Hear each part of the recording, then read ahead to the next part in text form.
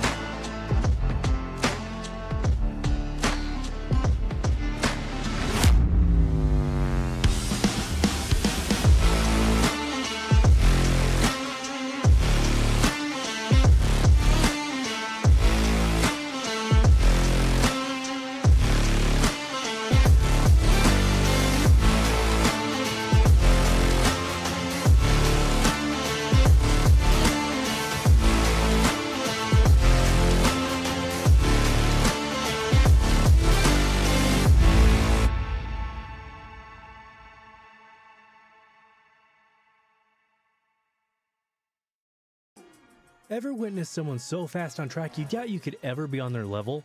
The mission of Advanced Motorsports is to demonstrate the speed is achievable for everyone. With the expertise of some of the best sim drivers in North America, we are set to release free content on social media and comprehensive guides on our website. For those seeking the ultimate experience, our Advanced Motorsport Institute and personalized coaching sessions are the way to go. No matter your level of experience, we invite you to follow us on our social media to learn to be fast.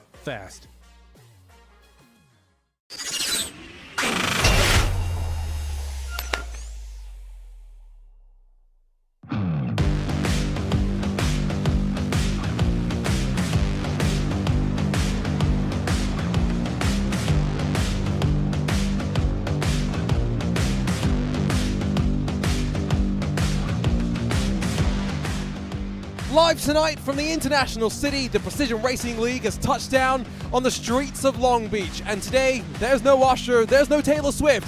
Instead, we have James O'Brien, Trent Dinkler, and Abner Acosta, the trio representing the private label Team Hype, ready to rumble here on the streets of Long Beach. Delighted to have your company, Arjuna Kankipati, alongside Lorenzo Bonder as we get set to go racing for what is bound to be an exciting evening of entertainment. Lorenzo, these Cup Series machines are, well, beasts, whether it's on the ovals or on the road courses, but on the tight confines of a street circuit like Long Beach, today the drivers, well, they're in for a real challenge. They're in for a good challenge, Arjuna, and I'm personally thinking over here, I think it is criminal the fact that NASCAR doesn't run at Long Beach. The track is this track is perfect for NASCAR. So we should be in for a really good one. I think the private label Team Hype Boys are waiting for this track to appear, and I'm looking forward to see how close of a fight they will put up in today. After this, Daytona, Atlanta, and then Las Vegas. So back to the ovals to round out 2024 Season 1. And as the championship is shaping up right now, let's not forget we have the season-long championship in addition to the year-long championship. So there's two different things to keep an eye on. Trent Dinknell still chasing down Abner Acosta, with James O'Brien slightly further behind, but ultimately all three representing the private label Team Hype. It's no surprise that when you look at the driver standings as it shakes up right now, also a bit of a lead starting to build for the private label Team Hype, who are now 69 points clear from Pioneer Racing in the team championship. Love Racing third with SSR Elite, and then Boy Esports through the rest of the top five, and still plenty of championship battles with which to track over the course of the season. Drivers are out on track right now for qualifying, an important juncture to make sure that you can start this race off in a decent position. Especially important because, well, rolling starts through the hairpin, always a precarious situation to leave yourself in. But while the drivers roll around for qualifying, we've got to thank all of those that make this possible, starting with Advanced Sim Racing. Owned and operated by passionate sim racers, Advanced Sim Racing designs and builds the sturdiest and most durable aluminium profile racing simulation cockpits available in the market today. All PRL members also get a 5% discount on ASR products using the Precision 5 coupon code. Racebox offers mid and high-end button boxes for sim racing enthusiasts, from the casual gamer up to the most meticulous sim racing driver. Competitively priced and carefully handcrafted, our button boxes are an enjoyable addition to any sim racing setup. Visit RaceSpotTV.com and get a 5% discount, also using the Precision5 coupon code. Buttkicker products add incredible immersion and realism to every game. Feel every nuance and truly put yourself in the driver's seat. Moradness is a performance lifestyle brand motivated by motorsport and founded by professional race car driver Daniel Morad. For more information, visit moradness.com. Mr. Hedge iRacing Photography. Capture your finest, proudest, or simply worst moments from your hobby in up to 8K resolution. A great addition to any sim room. And last but not least, Advanced Motorsports. Get ready to learn to be fast with Advanced Motorsport. Follow them on their socials to become a better driver today. Qualifying important, and so not a surprise maybe to see margins at the very top of the field, well, as close as you'd like. Don't forget you can follow along by heading to PRL.RaceSpot.TV, but as it stands right now, Trent Dinkel, Abner Acosta, 52,000 splits the two of them. Yeah, we expected Dinkel and Acosta to be closer, Juna. I didn't think the gap from them to Maverick Davis, Pat Harvey, Joshua Daniels, Bruno Mello, and everybody else would be that big. That surprises me a little bit. Maybe. Go ahead. It wasn't so big in practice, was it? It actually looked quite close in practice. No, it was much closer in practice. We were seeing some of these guys putting up PBs, personal bests around the track, so we expected maybe to have a little bit of a shuffle on the top 3, maybe top 5 for sure, like that close contested fight, but not that much. I'm very surprised. Of course, relatively small field, not just because it's a street course, but also because it is Super Bowl Sunday, and plenty of the drivers may not be watching the game right now because I believe there is a halftime show underway, but instead, only 20 drivers, I think, locked and loaded. Here comes Jose Medina, who will be one of the final drivers to actually get a run to the line, did not actually get an improvement in time, and just like that, clock ticks over, and qualifying is officially in the books. How important of a qualifying session will it be? Well, time will tell. We've got 64 laps of racing, give or take about 90 minutes. It's going to be a stressful one, that's for sure, for the drivers who are here and ready to continue to rack up the championship points. Let's run you down to the starting grid, see how they'll line up, and, well, talk you through the gaps as they'll run, because traffic may be a difference here today as we work through this long race. It's a private label team Hype 1 and 2. Dinkel in front of Acosta. 52,000 splitting them. The Tire Whisperer Acosta will be looking just to try and hunt his prey down until those closing stages. Maverick Davis then almost 7 tenths off back in third position, alongside Pat Harvey in one of the Pioneer Racing cars, and Josh Daniels, Bruno Mello, 5th and 6th positions respectively. 7th will go the way of Jose Acosta and the Flames. Lou Christensen will roll alongside with Luis Rodriguez, Vicente Sepulveda, and then Brandon Fetterplace and James O'Brien making up the rest of the top 12. O'Brien with some work to do in that number 33 machine. Chris Hudson lines up 13th, hopefully not unlucky 13th for him. Brandon Walter 14th for him, and then Brent Lochter, Jose Medina, Chad Kibbe, and then Eric Oliver 17th and 18th positions respectively. 2 drivers, no times on the board for Jeff Chandler and Corey Cook, and so as they get ready to roll, as ever, the drivers, I'm sure, are just building up the nerves, building up the tension, because it's at this stage, Lorenzo, that you know you've either got a good machine, you're ready to race, or, well, you're going to be in trouble through the course of the 64 laps. Yeah, and not only that, you really want to be stuck in that middle pack whenever this starts, because that's where the danger zone is for a street track like this. It is tight, very hard for you to overtake. The mistakes are going to be plenty in that mid-pack. Dinkel and Acosta, of course, you're having that easier life than everybody else. Is just managing the tires up to what probably would be the only one pit stop in the race they probably have to do. Yeah, not expecting there to be many pit stops by any means. Don't forget that we will get a look through at some of the driver webcams. Here's a quick look at them as they roll.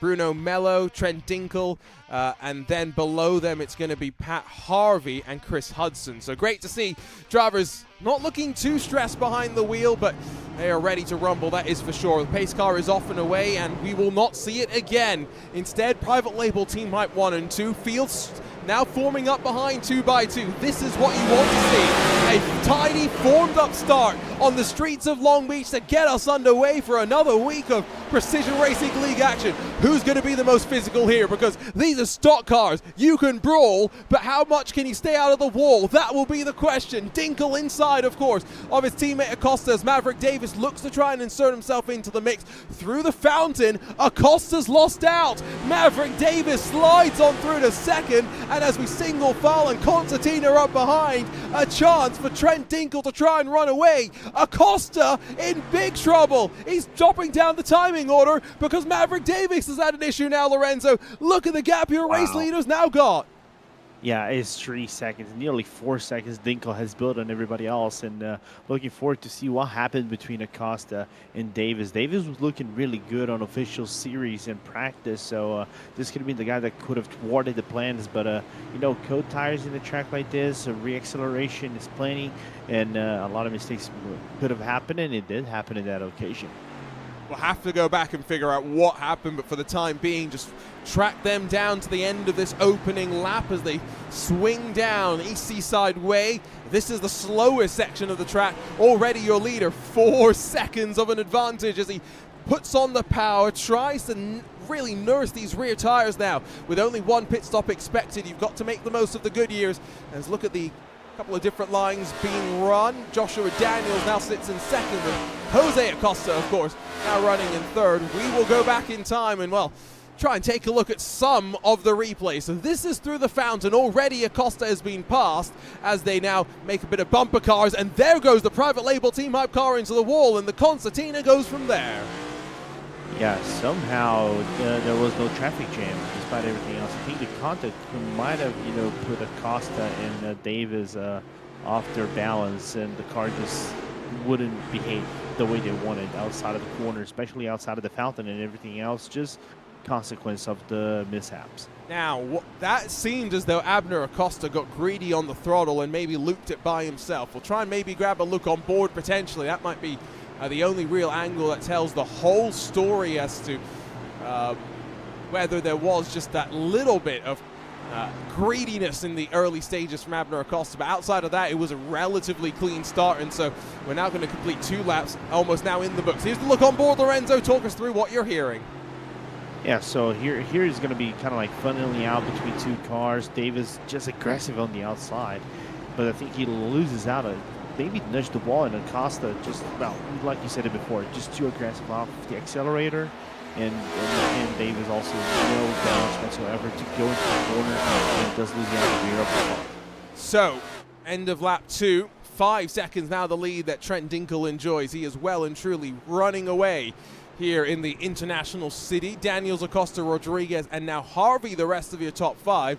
Luis Rodriguez has gained 5 positions since the start of this one, taking full advantage of what has been a relatively eventful race so far. You mentioned, Lorenzo, before we went on air, 1 pit stop expected. It's not a small window, though, by any means. Drivers do have the opportunity to, I think, really try and take advantage of a pit stop call here. No, they do. I think they could try something different, in my opinion. The official series runs for 30 laps, and I was talking to some drivers, especially, and getting some feedback. Apparently, they don't need to do pit stops. I think Federer Place just had a problem. So there is the normal expectation for you to run the tires as much as you can. You know, do not rubber them out, especially on the re-acceleration out of the hairpin. Outside of going into East Shoreline Drive, which is the main straight, and if you do that, if you manage to do that, it's going to be a good race for you. Pat Harvey out wide, and now he's going to have to try and defend from Sepulveda, who will go the long way around and try and cut back.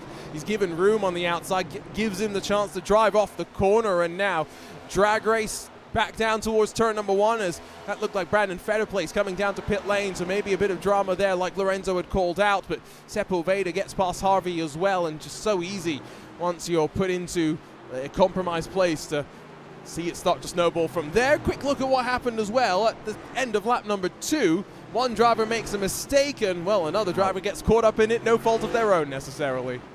No, none at all. I think there's nothing that looks like to be Chris Hudson that made contact with Federplace in the corner, and everything else just ensued as a consequence. That was not Feather Place, just to clarify. That was Brandon Walter in the number 99 private label Team Hype machine that went around. And so Feather Place, we'll see if we can pick up what happened to him as well. Oh, yeah, okay. But so it's going to be that thing, you know, Arjuna, of, you know, overshooting the corner. We're going to see these things happen as the laps go on by, because the rears are going to be cooked. You're going to try to find that grip, so it's going to be harder for you to brake. You might have to anticipate the braking zone, lift off the gas a little bit and find that braking zone. Now we're looking at what happened to Feather Place. Yep, that's just the right rear pancaking, slapped into the wall. And while there is a California Pizza Kitchen somewhere around the streets of Long Beach, I don't believe there's an IHOP or a Denny's. You're going to have to go somewhere else to try and get your stacks of pancakes and into pit lane. Feather Place might be the first DNF of the day, because he sat there now for 60 seconds and counting. There's your race leader, Trent Dinkle, just continuing to run up towards the very front of the field. Looks pretty calm right now as well, I've got to say. He's quite comfortable, quite clearly at one with the balance of the car. Yeah, I think he's found his stride with the car, and I think we were having conversations with Trent earlier in the season. He's kind of comfortable driving around Long Beach. I know, like I said before, it's criminal in my opinion. I don't know what's your opinion about Long Beach and NASCAR cars. I think they're perfect. They're made for each other. I think we were having this discussion even before the broadcast kind of like began. A quick chat about it, but I think was looking comfortable, not even pressured at all, just being smooth with the car. That's what you want to do. Yep, he's got that Team Conti hat on as well. Just watch the hands hard at work. Right hand goes down to a shifter that's not on the wheel to actually go down into what I would assume is first gear, just to give him a bit more drive off the corner. And now look across through the monitors, gather the information that he has. Fuel, tires, situation, 7 seconds the lead. Pretty comfortable situation, you'd have to say, but still there are more, or just under 60 laps with which to go. There's one of the brand new Ford dark horses in the factory livery. The Luis Rodriguez entered number 7 behind Jose Acosta as they dive in towards the opening corner. We jump on board. You hear the engine going down through the gears. Like you said, this is a track that's well suited to this sort of a car in many ways, but it's a track that you have to really get to grips with every little nuance. I mean, look at how Acosta just a little bit too greedy through the curb and a little bit unsettled with the suspension there. Yeah, every part of the track is a little bit of drives differently. You really want to. Some drivers would take this aggressively, like both drivers did right there. But it's some place like here, you really don't want to be reaccelerating early, because as soon as you reaccelerate early, one, you might cook the rears, or second, the car might be planted on a longer gear and it's going to understeer into the wall. And the one thing you really don't want to be doing is understeer into that wall early on in the race and pick up small pieces of damage that is going to damage your entire run completely.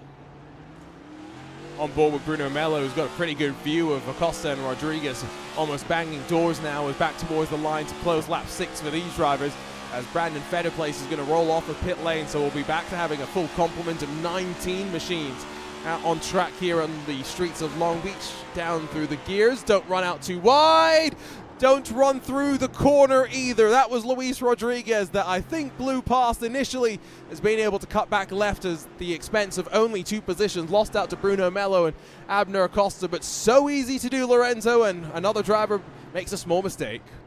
Yeah, especially at the fastest Porsche place of the track ride. You're coming in hot, about 150, maybe 160 mph miles per hour into the main straight, going to turn number 1, which is, it looks like a 90-degree hander, but you can attack it pretty much early into it. But the braking of the car, you're basically braking a truck into, I don't know, a tight hairpin with drum brakes, and it's never going to work. I mean, interesting this year to just continue to see how these next-gen, now current-gen NASCAR machines continue to take the challenges on the road courses. That sequential gearbox, of course, one of those changes that was made, has been interesting just watching some of the drivers who do have the external shifters in sequential mode, so up and down rather than through the traditional H pattern, and one of those things that, of course, took some adjusting. Abner Acosta, by the way, after the small mistake, back into 5th position on that recovery drive, finds himself, I think, in an interesting spot. He's only 3 seconds off of 2nd, but then he's 13 seconds off of your race leader. So at best here, Lorenzo, Acosta is looking to try and grab 2nd here today. Yeah, he is realistic goal, unless Dinkel tries to pull an Ayrton Senna in Monaco or something like that, which, let's be honest, I don't think Dinkel would do that. But I think what's good for Acosta, he can kind of like play with the strategy a little bit if he wants to go more aggressively. We were just talking about that. So you have a whole window you can kind of like operate against Bruno Mello, Acosta, and Daniels. So it's going to be an interesting race for the number 5. It looked bleak for a moment, but I think everybody else making mistakes and him moving up the spots made that window be more larger for him to work with. Clean car as well. Ultimately, that's all you're really looking for at this stage of the race. Often said in endurance racing, just be there at the end. Same thing applies here today. Something that's not going to apply, unfortunately, you'd think, to Jose Medina in that 24. Really hard into the wall. The bonnet goes flying across the front a stretch of the track, and, well, straight back to pit lane. No question about it there. And so, well, Brandon Fetterplace didn't bite the dust. Maybe Jose Medina will. As back in towards turn 1, we regather up with Acosta, Mello, and Acosta. That's Jose Acosta, Abner Acosta, just to be clear. Almost 10 laps into this one, Lorenzo. The laps tick away. They're not as fast as they would be in like an Indy car, for example, where you're doing like 106s, but we're still doing 121s at this stage of the race. Which surprises me. I thought it would be much slower. You know, they're basically doing, I think, the same laps I think an F4 car would do. Now Bruno Mello trying to find on the space on the inside to do that overtake. But like I said before, overtaking here is going to be difficult. You have to find the opening and commit to that opening and see if it leads you all the way at the exit. But I'm very enjoyed the fact that these NASCAR cars, especially with the technological advances through the years, now they're managed to put some good laps on road courses.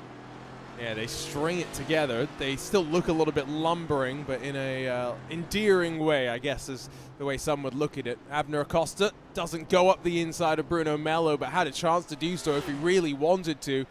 Discretion, the better part of valor. We're still very early in this race, and if the best that he can really expect is 2nd, then I don't think it's worth trying to push too hard. I've already seen a couple of drivers make mistakes into turn 1. Luis Rodriguez, of course, we captured.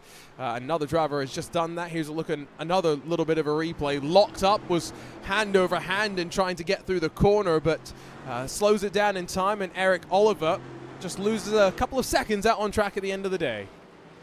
Yeah, and he's more than a full minute away, so we expect maybe Oliver, even though he has that one-piece paint scheme, which I appreciate very much, is probably going to be a lap down before the pit stops even begin.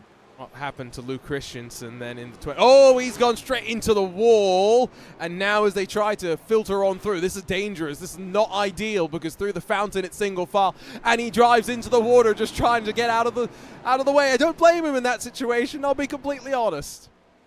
No, I don't. Same thing. It's going to be oh, that's a bang, isn't it? Yeah. You know, one of the things we can kind of draw a similar line. It's watching the Porsche Sport Super Cup. You know. Oh, let's not today, Lorenzo. I'm still not over yesterday. I know you're not. But in the driving style, because it is, you know, very. You have to be careful how you approach the braking. You know, just leaving the car around and making sure the behavior of the car stays, you know, normal. So that's why I like the drawback to, you know, a different car with very different, you know, driving style, not driving style, but car style. But the driving technique it's kind of similar. Oh.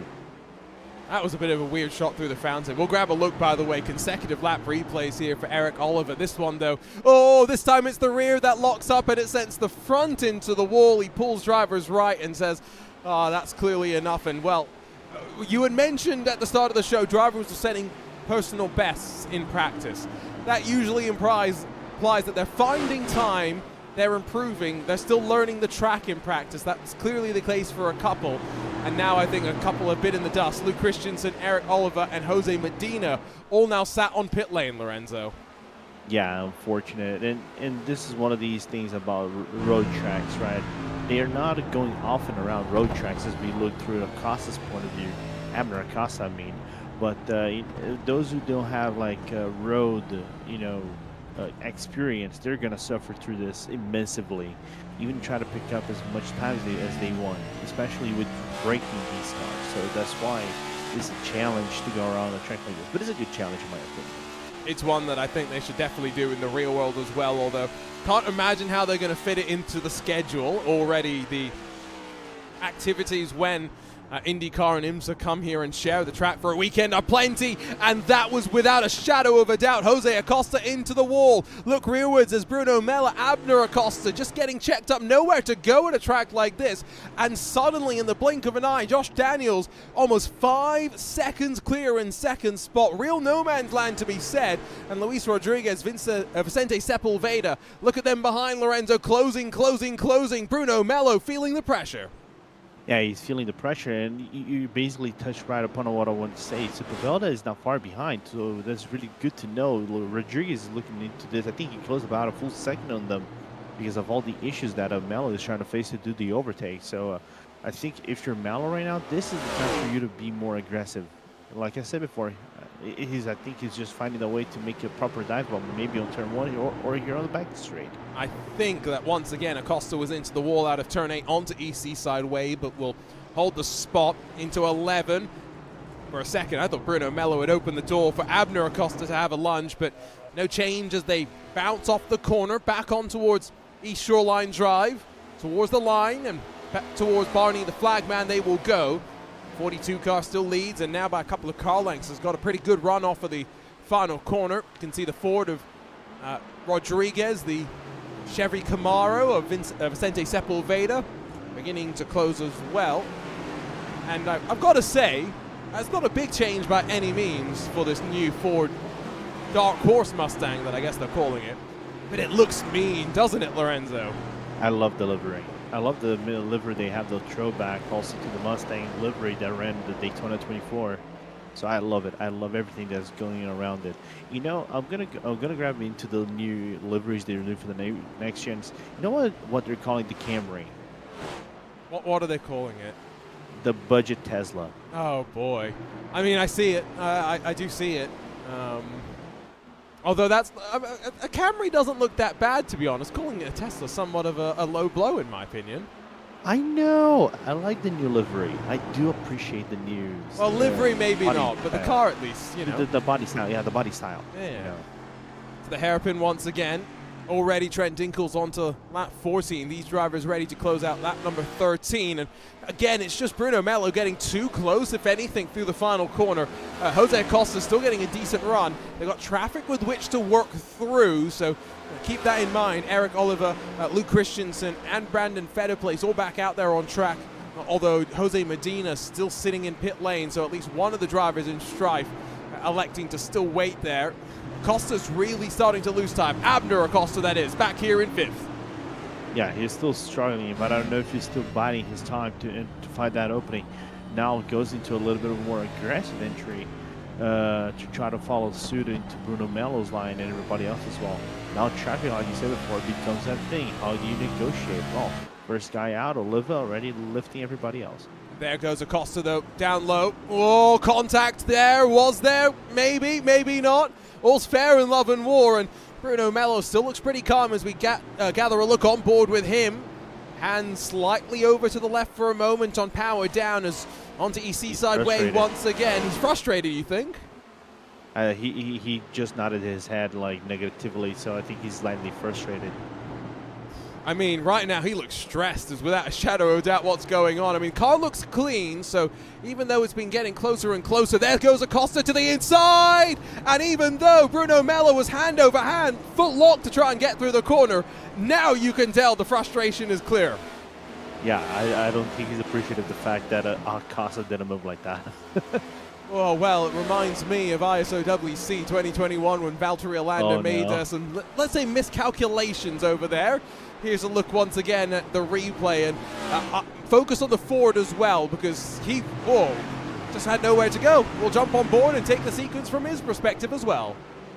Yeah, you're going to see from Rodriguez's perspective right here, right on top of his bonnet. You're going to see Acosta go for the move. I think he overshoots the corner entry into the hairpin, and nothing he can do other than give a little bit of a nudge on the back of Abner Acosta and his Camaro. And so it's now allowed the gap to break up once again. We've been keeping a real close eye on this fight. Let's check in, catch up with some of the other drivers as well, because there are, of course, some other fights. Chad Kibbe has just passed Brandon Walter, two drivers that have been involved in little issues of their own. This for 13th position. Still have, of course, as mentioned, 18 drivers on track, but these drivers going to be lapped cars sooner rather than later, Lorenzo. They are about 2-3 seconds off of the pace of Trent Dinkle right now, who is truly flying. He's only 3/10 off of his fastest lap of the race.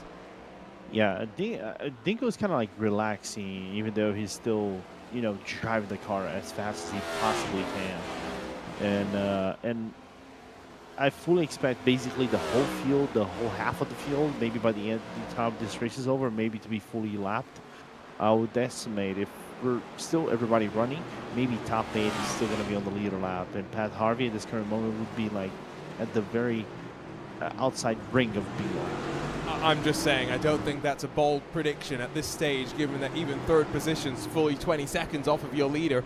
Back with the battle for the final step of the podium, as that's Jose Acosta just a little bit wide, gives a chance for Bruno Mello to get a good drive out of 5 and into the braking zone of 6, but squares it up and brings it back onto the right-hand side of the track as he just continues to work. I mean, look how hard he's trying as well. Slightly crested the run between 6 and 8, is now back to the right. They will sweep onto EC side way, but Bruno Mello can't afford to get too frustrated. This is one thing about stock car racing, especially on the road courses, Lorenzo. You run a line effectively that's dictated by the car in front. It's very easy to be lulled into the speed of the driver you're chasing down. Don't let it frustrate you, though. It's not a bad thing. No, it's not at all. It's just, you know, try to be as patiently as you can. Oh, Acosta, a little bit of a wiggle outside might open the room for an approximation from Rodriguez. But other than that, you know, that's where they're going to start to feel the burn of the car. So I think that might be the opening right now for Bruno to strike that number 42. No chance for Rodriguez to take advantage of that small mistake from Abner Acosta. Have to wonder about tires as well. Got a message from Jason Brophy that in these NASCAR road course races, sometimes it's better to not take tires, as into the wall goes Jose Acosta once again. Not a worry about needing tires if you run into the wall this many times. Somehow the car still looks clean, but Bruno Mello shapes to the inside, and still Lorenzo can't get through. Yeah, but here's the opening. Around the outside, it's a long way to go. Don't think he's going to be able to stick it, and so maybe a trot back underneath. Can Bruno Mello keep alongside? He's going to be given the room, and watch Acosta, Abner Acosta that is, in the private label team hype number 5, because he will dictate which side of the road he goes. How defensive, aggressive does Bruno Mello want to go? Long way around as they round turn 9. It cuts back to the inside. If Bruno Mello can keep it there, this will be a brave move, but he loses the rear and runs into the wall. And this car is going to be a world of pain coming outside, and you can see now he knows. He knows, you know, either he overdrove the car and he's completely pissed off. Yeah, not ideal to say the very least, and so now has still I don't want to say a clean car, because surely there is a little bit of residual damage, but at the very least is still in line behind Sepulveda, down to 7th spot, as that looked like Abner Acosta finally was able to get past Jose Acosta. He's finally been able to break the stranglehold that the 42 has had on 3rd position, and this is going to have to now be Lorenzo, his chance to run away from the chasing pack. He needs to. He cannot find in a position that he loses time and everything else that is transpiring right behind him. He knows his brother is not being that fast, so it's kind of like, you know, the brakes of the whole train that is following right behind them. So that's the golden chance, and Daniel is not doing that well either, so it's catchable before the pit stop even begin. Yeah, I definitely think that Joshua Daniels is an attainable target, because the 77 is now about a second a lap slower than Dinkle, and so Abner Acosta will be hoping that he can match the speed of his teammate and main championship rival. End of EC side way, back onto the brakes go the drivers chalked up behind third position. We'll come to the end of what will be lap 18 for these drivers. As a bit of bumper cars played there, as all around goes Jose Acosta. Luis Rodriguez got into the rear quarter panel, and a little half-innocent spin does enough, though, to promote Luis Rodriguez up to 4th and demote, crucially, Jose Acosta down to 7th. Yeah, my question is that assisted? From the looks of it, from the camera angle, it looks like he was lightly assisted off the corner. Yes. And Rodriguez now hitting the wall. Without a shadow of a doubt, it was assisted. Just watch here, the 42. One shot, and ooh, there wasn't a second shot. I thought for a second there might be. No, fortunately there wasn't. I think that if there was a second shot, that probably would have been fatal for 4 cars. But I don't know if I should blame Rodriguez way too much. It's just the fact that 42 completely misses out on any speed on the exit of the corner. It's so difficult to judge the car in front as well, right? Because you're basically committed to running the speed through that final corner that they are, and you don't necessarily want to have a late decision to try and go for a move there. It's not really a place where going for late dives really pays off. There's just not enough runoff, not enough time to react, as Bruno Mello back into line, trying to look past Vicente Sepulveda, just showing himself in the mirrors, keeping his car positioned in the place where those in front know that there's still a driver behind. Rodriguez a little bit wide out of the hairpin behind. Looked like Maverick Davis maybe got checked up as well, but no one going to be able to take advantage of Lorenzo. We said that it's a big pit stop window in this race. Almost 20 laps in. I wonder when drivers are going to be thinking they want to come down first of them all. If we're going to be seeing pit stops, I think, in my opinion, it opens up around lap 26 if you want to do a 2-stopper, and then operate in like 26 in a short pit stop following suit.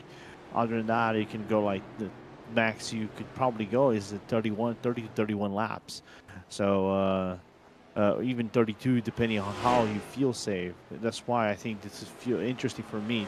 This might be a 1 pit stop. Should be a 1 pit stop if you do your things right, if you play the cards right as well. So maybe there is a little bit of fuel saving having to go into the mix here, but check in with your race leader, who hasn't really, of course, been seen much. 1:21.069, the best lap, and well, 1:21.3 the previous time, 1:21.2 this time by. I mean, Lorenzo, the consistency up front in the Private Label Team Hype number 9, there is a clear reason why that gap now shapes up to almost 21 full seconds for Trent Dinkel. No, it's insane. For me, it's literally insane what Dinkel is doing. You know, he's just nursing the car around, do not overdrive. There is a little bit of a wiggle there. It is just the nature, I think, how the uneven this track is, because it is a street track. But other than that, last lap was just 2 seconds faster than his previous lap, which is his best lap, actually, which is insane to think about. It's a very dominant run so far, and hopefully no commentator's curse about to come down and erupt from the skies. Don't worry, iRacing hasn't released rain just yet. Trent, take a look at the replay. The 7 machine of Luis Rodriguez just with the rear end really hanging around, and Vicente Sepulveda's up to 4th. Bruno Mello's now up to 5th as a result. Got to say, definitely starting to see drivers really starting to struggle on tires. Oh, they're gonna. And this is where, you know, it's the death zone. You can call it that if you want to, Arjuna. You know, just trying to regain acceleration, keep the car straight as much as you want. And those who train yourself for the long run, you know, using the official series kind of like as a benchmark, and knowing how to nurse the tires, will be finding themselves in a really good spot over here. So let's see if Mello, for example, who's we saw that instant, can actually push the car a little bit better with the nursing of the tires he had earlier on in the race, despite the mistakes he'd done. So it's the highway to the death zone here on the streets of Long Beach as we check in with Pat Harvey. Look at the smorgasbord of chaos in front of him that begins, of course, with Vicente Sepulveda being chased down by Bruno Mello. Nice little calm background for Pat Harvey. Definitely not as calm behind the wheel, in and amongst all of the action that is starting to unfold. Look at Bruno Mello shaping up on the outside, just compromising Sepulveda slightly in the run in towards turn number 1. Drivers filter in then through the hairpin, single file though, as ever, between the 5-6 cars queued up for 4th position. 60-odd minutes or so, still estimated left to go in this race. I'm just saying, Lorenzo, as soon as I can come down to pit lane, if I'm Davis, if I'm Harvey at the back of this train, I'm in and I'm doing something different.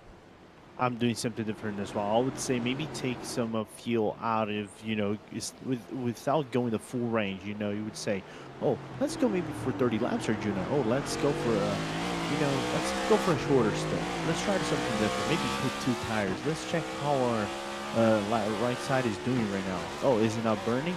Let's just take the 2 outside, 2 on the left side. They're going to be the heated the most, so it could work. It's just how do you approach the pit stop and do something that would be much different than everybody else in the competition. Small lockup for Sepulveda. Here comes Bruno Mello alongside, but because he's on the tighter line, a little less eager to get on throttle and have the rear step out on him, so has to then rumble back into the draft of the 248 and work into the opening corner once again. But you can see the mistakes being made, the opportunities being presented, and well, drivers ready to pounce and ready to take whatever advantage they can. So Trent Dinkle now leads by 25 seconds. His margin to the top 10, Chris Hudson in 43 seconds. His margin back to the leader means that give it maybe 20 so more laps and your race leader will start to probably be lapping those drivers. Bruno Mello almost up into the wall, just so you can see how much of the track, Lorenzo, these drivers are still needing to use. Yeah, you would think, I think this is a track where line optimization might be at its fullest, because you're right into the wall every single lap that you go on. And to be honest, I think that's the best line you have to approach, maximize everything. Is Mello side by side. Finally has a chance to get to the inside, and Sepulveda wanted to turn into the corner but then had to turn back out of it. Once again, calm on board with Bruno Mello, looking a lot less frustrated than he was going on about 5 laps or so ago. Into that hairpin, tight line. I think he bounced off the wall, but does have the drive off the corner. Bouncing through the gears as the right hand goes down, pulls the gear shifter back, and bang, bang, bang. First, second, third, fourth, and fifth they go. Now running up in towards the opening corner. Look how Mello's rear end just slides across the track. Such is the limited amount of grip that they've got on offer. He's going to be pinched tight. He's going to be able to hold on, though. Sepulveda just avoids running into the wall, as Rodriguez, Acosta, and Davis now all scamper into line behind. Look at the train that's still running. Lorenzo, we're 23 laps into this race. And everybody's still beating and banging, which is always good to know. The only thing that my fear was the start of the race, how they were going to negotiate that. I think it could have been more chaotic, but not at all. Everybody just being really clean. Settle yourselves on the track and let the long stint roll and see where it gets you to the pit stop. But I like everybody still, battling and trying to find pieces on the track to go for overtakes. I mean, even Jose Acosta's still in the thick of things here, so got to keep in mind that balance of the car changes several times through each of these fuel loads. Abner Acosta's closed on Josh Daniels. It's 2.5 odd seconds the margin between the 77 and the number 5, and so sooner rather than later, Acosta's going to be able to be in a position to challenge for the second step of the podium. And then after that, Lorenzo, his the rest of the race becomes decidedly less interesting. I think that's one way of putting it. Yeah, it becomes monotonous. Did I say the word right? I know English can be quite complicated. Monotonous. Thank you. Yes, that word. That one. English. Don't worry, Lorenzo. I can barely speak English. At least you can speak a couple of different languages. I can only somewhat speak one. Yeah, well, speaking one, it's better than speaking no languages at all. Can you imagine? I know it's hard. I feel for some people. Yeah, I mean, even people pick on me sometimes because I can even speak Portuguese properly. They say I don't speak English properly. I mean, I definitely don't speak English properly, so if anyone wants to pick on me, feel free. I can speak Java. I can speak C#. I can speak those languages as well, but don't ask me how well I speak those languages. Can you imagine if we had to do our commentary wrapped in programming? System.out.println. Oh, no. Oh, and now they go through the hairpin semicolon system.out.println. Now they come to the. Oh, it would not be very good. It would not be very educational as well. Or entertaining. Well, I mean, entertaining to a computer, maybe. I mean, they'd be loving it. Speaking our language now. Imagine speaking in assembly then. Oh, 01100. No, I don't even know what I've just said there. I could have just sworn. Yeah, maybe. Who knows? Morse code broadcasts. I mean, that's clearly the future of RaceSpotTV. We've watched so much, by the way, that little grouping. Let's check in once again with Acosta. Abner Acosta, as he's hunted down Josh Daniels, and now within a second, as to the right, onto EC side way they will go. They'll end lap 26 this lap. They're not even halfway through this race. Abner Acosta probably not going to hang around. That's what I would assume. I would assume he as soon as he finds the draft to work with on the main straight, and he actually has an opening to strike and maybe go for a deeper braking zone like on turn 1, he's going to take that opportunity. So let's ride with this gyro-style cam. You can hear the engine revving up to full 8,500 RPM, 9,000 RPM range that it really wants to be at. In through 4th, now up, final gear change into 5th. Fastest lap comes out of Abner Acosta that last time by. He is well and truly flying right now. This is an impressive phase of the race to see the speed out of Abner Acosta, and just look at the precision required as well. Yeah, it impresses me the fact that he put up, even though with a lighter tank, more emptied out tank, the fastest lap of the race, and the fact that he had everything up against him early on, spin, some crashes here and there, so you can even see his car is not 100%, alive. He has some bruises here and there and still putting up a fast lap this late in the run. Yeah, you can see that left front, for example, very much not looking factory fresh, and so give kudos to Acosta for not letting the mental mindset be shifted too much for Luis Rodriguez. What's going to happen as we check in with the Dark Horse Ford Mustang? It does take your head a few seconds to wrap your head around the full fighting name they've given that car. And oh, deja vu. Once again, the rear end steps around as he tries to get power down. Now, did he hit the wall? That's really the question. Doesn't look like it. I think he only goes for a half spin. Oh, you're right. Does go for the half spin. Keeps it out of the walls either side of the track, but yeah, definitely not looking great. Acosta's been able to catch Josh Daniels, but another lap goes by. Another lap he's not being able to make the move happen. No, not at all. And the gap from Dinkel to both of these guys just opens up more and more and more. Even though they're like Joshua, I think did his best lap, one of his best laps in this lap. Oh! Battle for 6, Maverick Davis into the side of Jose Acosta. There was big drama, big junk through the opening corner. Pat Harvey sequences on through to grab 6th. Luis Rodriguez now to 7th. And well, I guess it was a good thing we had the split screen in focus. Thank God. Didn't expect that to happen. He came in like a wrecking ball. Let's take a look at the replay.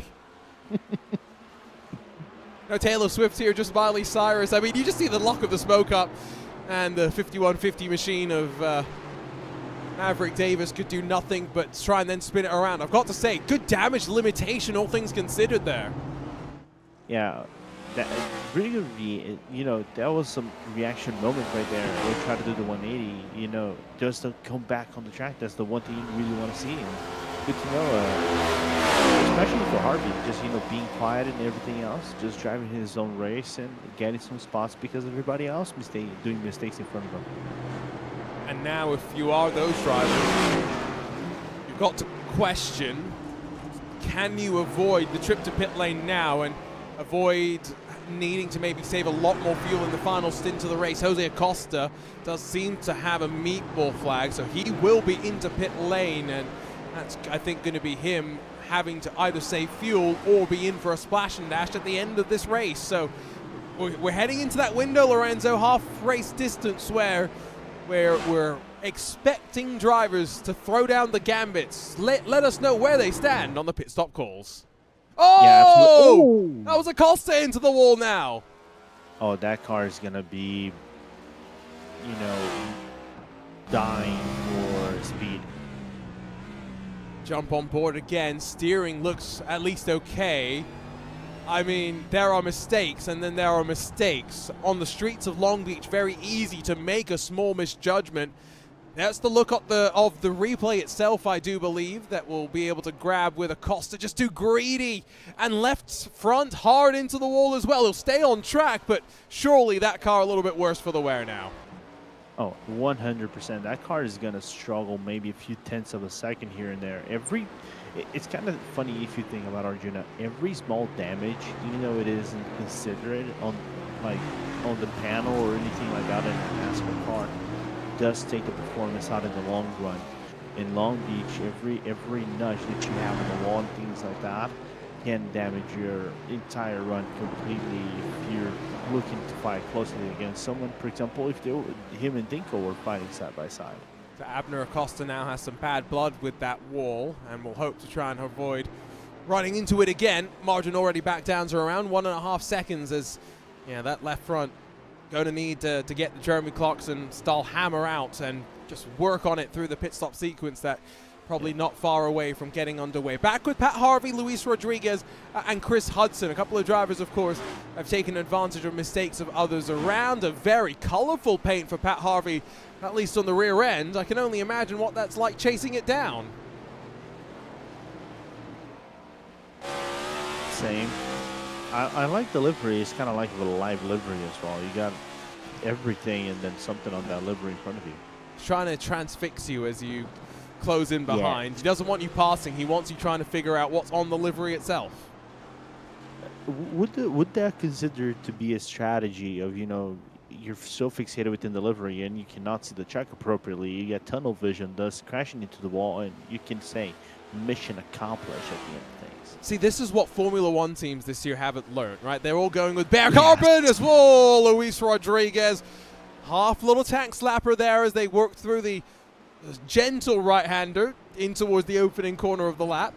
Well, goodness, that could have been a whole lot worse, and really could have been drama-filled. Formula One teams, you need more paint, more color on your cars, so your competition spends more time staring into your rear bumper, as Luis Rodriguez is doing to Pat Harvey right now. Yeah, they should, as long as they don't do the Alpine, we have a pink livery, and everybody just expecting, what is going to be the pink livery? It's basically the same livery that you have, but instead of blue, it's going to be pink. So, you look on board with Pat Harvey. There is focus, there's intensity, there's stress right now. We'll hit the halfway mark, of course, of this race, and so now expecting drivers to be able to make it from this stage to the end with the one pit stop. 45 minutes or so left to go in this race, and so now as we just continue to go, who's going to be first to blink? Behind Pat Harvey, Rodriguez has now been closed on by the likes of Chris Hudson as well. Yeah, I think we should be seeing like someone like Rodriguez or someone else coming in. I would say maybe this lap they start right now, where you're not going to have to be concerned about fuel and anything else, and you can try maybe go for an undercut on everybody else, especially how tightly contested it is the fight between everybody in the track. Chris Hudson's looking pretty calm, all things considered, at this stage of the race. Given that we've done half the race distance, not sweating too much, doesn't have a damaged race car either, and so being in this mindset clearly important for some drivers to be able to keep in the right rhythm. You mentioned briefly the Porsche Esports Super Cup. I mean, yesterday was one of the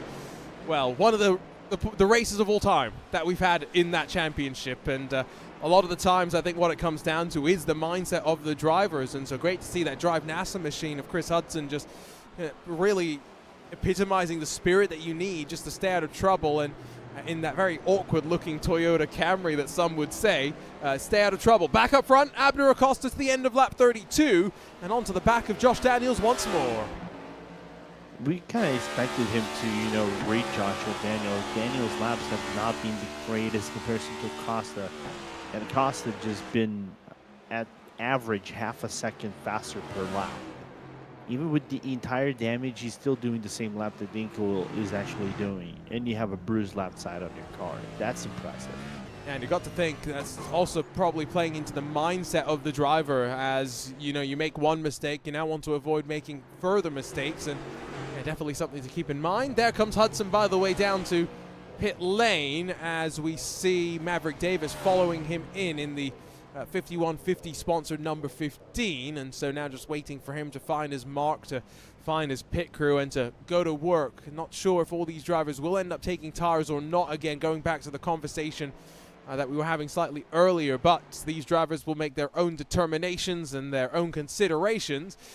Consideration that Trent Dinkel's not really going to be too worried about. Remember, his lead now 31 seconds, 34 laps into this race. Yeah, one thing we can definitely say, Arjuna, he's never going to he's never ever going to get back together with the rest of the field, battling for positions, but maybe for overlapping. That's one thing we can definitely state in this race. Yeah, he will definitely probably be dealing with traffic at some point again, especially through the pit stop window, where drivers might be a little bit off sequence relative to some of their other drivers in battles. And so as Dinkel halfway through the lap already, Daniels and Acosta just in through turn number 1 in this fight for second and third position, using the fountain for a little bit of extra rotation on the right hand side. Both drivers just getting the wheels up in the air momentarily. Suspension settles back in as Acosta goes to work, and 34 laps going to be complete this time by. I would suspect if you are Abner Acosta, you've closed on Josh Daniels. Make an undercut happen here, Lorenzo. It's much easier to do than get this pass done on track. I would have done the same thing. We're thinking in the same page, especially given the fact that you're burning the rears more than you should have been burning to just try to keep up with Daniels. Daniels just driving his race, his money, his own business. Don't get me wrong. He's doing whatever he's supposed to do to stay within the top 3. The top 3 is going to be his if he doesn't do any mistakes. That's the crucial thing though, right? No mistakes. Harder to actually execute than it is to say. Both drivers will stay out there one more lap, though. The longer you go, the less fuel you'll need to put into the car as well. So not a bad consideration to just try and stay out there and then extend the gap as long as possible. Quick look at the replay of, well, more turn 1 shenanigans, as Jose Acosta's not had an easy day by any means. He misses the corner, tries to spin it around, and in the act of doing so, Lorenzo manages to hit the wall. Yeah, unfortunate. That car is going to be screaming in agony. But here's the thing: have you know, throw a rock in the mirror in the glass window if you ever never done that mistake? I've never made that mistake. I just don't drive anymore. That's why. Yeah, I've done a few times. Simple solution. Just don't drive. Abner Acosta really puts the pressure onto the back of Joshua Daniels as they exit back on towards EC side way. Luis Rodriguez, Pat Harvey, both also now making trips down pit lane. So increasingly one by one drivers making their stops. Just 6 drivers at the front yet to do so. Will we see these two come in, peel off to the right-hand side? It is not the easiest of pit entries, and seems as though Daniels is shaping. Daniels comes in, Acosta stays out, and here comes the determination.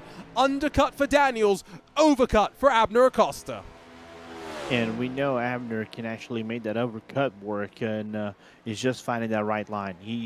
But the biggest thing is, do not screw up your pit stop. So that's key for Abner Acosta, you know, for him to do that precise thing whenever he goes into the pit stop on his inlet.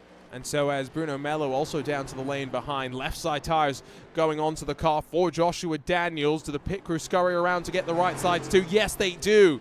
So all 4 being changed, it would seem, for the 77, who's made the determination that it's worth a couple of extra seconds stationary.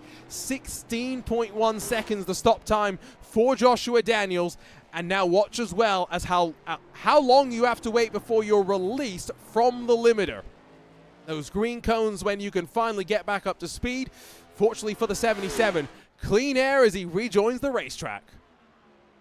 Yeah, I'm looking into the pit stop times out of everybody while Dinkel comes into the pit lane finally.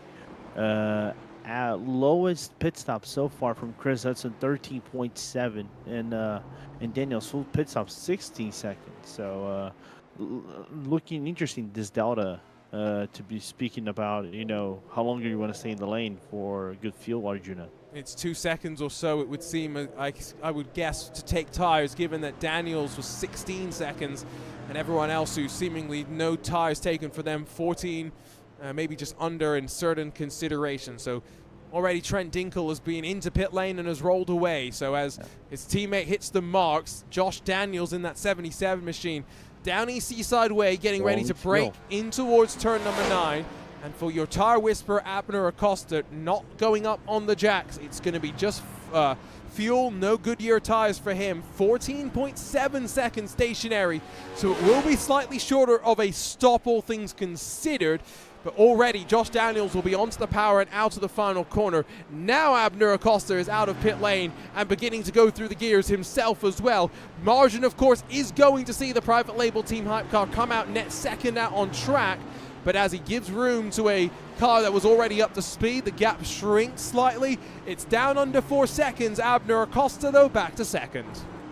Yeah, I'm interested to see how the strategy, of no tires is actually going to work around the track. Apparently, Mallow only put fuel, Dinkel only put fuel, and so it's going to be interesting how the car is going to be behaving at the end of their second stint. If the tire management was good enough for the car to be, screaming, "Oh, I need rubber," and for example, Daniels could come and bite on the rear of Acosta and maybe challenge for position number 2 in the pool. Well, James O'Brien, don't worry, he still needs to make a trip down pit lane on that left-hand side of your screen. So as he becomes the final driver down to pit lane for a scheduled stop, Luis Rodriguez is rolling through pit lane for a drive-through penalty. So drivers are starting to find themselves afoul of various incident limits, and hopefully no driver is going to be too worried about disqualification thresholds, given that we still have a fair chunk of the race with which to run. So Acosta's going to come back around to the line, grab second spot on track for his own, as James O'Brien stationary and waiting in one of your private label Team Hype entries that leads the team championship to roll back out onto track and to grab a spot, I would think, inside of the top 10. So as they run right now, podium spots for Dinkel, Acosta and Daniels, Mello, and then potentially James O'Brien inside of the mix with the likes of Vicente Sepulveda, Chris Hudson, Pat Harvey, Maverick Davis and Luis Rodriguez, the first car one lap down. Inside of the top 10, Lorenzo, your race leader, continues to make headway. Oh, he's just cruising around the track, and like I said before, everybody else is going to be everybody in the track, maybe top 8 might be in that margin of not getting overlapped by the leader, but it's looking less likely. Like top 6 might be the only choice. As Dinkel fastest lap, the first one outside of the 121s. And so clearly you don't need tires to go fast, even with a full tank of fuel. Into the 120s, we find ourselves jumping on board with Maverick Davis for a second in that number 15 entry, behind James O'Brien, who's just cycled out of pit lane and into the fight with Pat Harvey for 7th position. Through turn 8, drivers have the chance to run wide. Don't think you want to run as wide as Maverick Davis did there. Into the wall, but left side's maybe a little bit square. Be able to get away with a bit of contact like that, you'd have to think. Pat Harvey runs a little bit wide though. And so for these drivers, only I believe Pat Harvey taking tires. And so he's maybe still trying to get them into the operating window. James O'Brien's going to drive alongside, and on corner exit, power down. It's a drag race off to turn 1. Yeah, 15 seconds, and maybe James actually put up some tires as well, but not just much as the fuel in comparison to what Harvey did. And Harvey's not going to be on the defensive. I wonder how defensive is going to get. While Davis braking and locking the brakes, nearly hitting the tire barrier outside of turn number 1. And no ABS for these drivers, so if you lock the brake, you either modulate it or you flat spot them. 2 options. I know which one I prefer. Not always sure which one the drivers have the ability to actually use as a preference. There's your race leader, by the way. Wanted to call him out because the gaggle that we were tracking, 7th, 8th, and 9th, they are without a shadow of a doubt going to go a lap down if it continues to go at this sort of a rate of knots, as the margin to your race lead just continues to come down. Oh, Luis Rodriguez, it's not been going great. He's back down onto pit lane. Yeah, this might be. I know he had to come down due to a drive-through, but this is going to be much more than a drive-through. And look at the right front. Clearly looking worse for the wear as Abner Acosta, new fastest lap, about a tenth and a bit quicker than Trent Dinkel out front. With a race lead, 40-odd seconds, not going to be something that we're expecting Abner Acosta to be able to close on in with the remaining time in this race. Should be 24 laps to go. Next time by for your race leader. It's 25 laps to go for these drivers, at least for the time being, until your leader puts a lap on them. Pat Harvey has the lead of the train into turn 1. Still holds as O'Brien runs behind. You've got to sometimes be a little bit more cautious when you're in a 3-car train like this, when you're in the middle, Lorenzo, because if you run too close to the car in front of you, well, sometimes the car behind will also do the same, and you find yourself running uncomfortably close. Yeah, and in a track like this, running uncomfortably close, especially out of the hairpin, is the least, good thing that you probably, the least good outcome you want to have in a race that is tightly contested between everybody. I just like what I've seen from O'Brien. I think he's being more aggressive, trying to find that opening, because so far right now, Bruno Mello is actually jumping into 3rd place in the standings, given the fact he's in 4th place so far.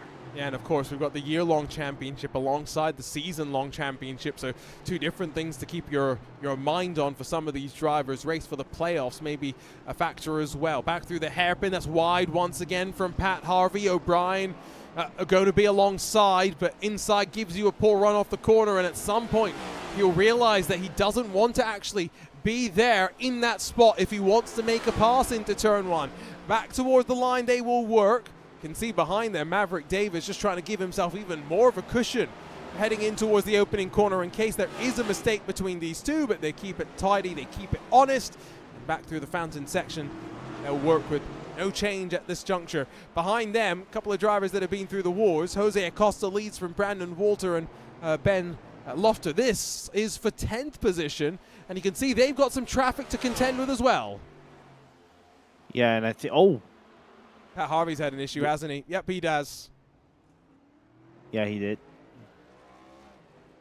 So we'll grab a look at what happened to the teal front end and then the smorgasbord of colors on the rear end of the car. But this happened after they were very slow, of course, out of the final corner, I should say.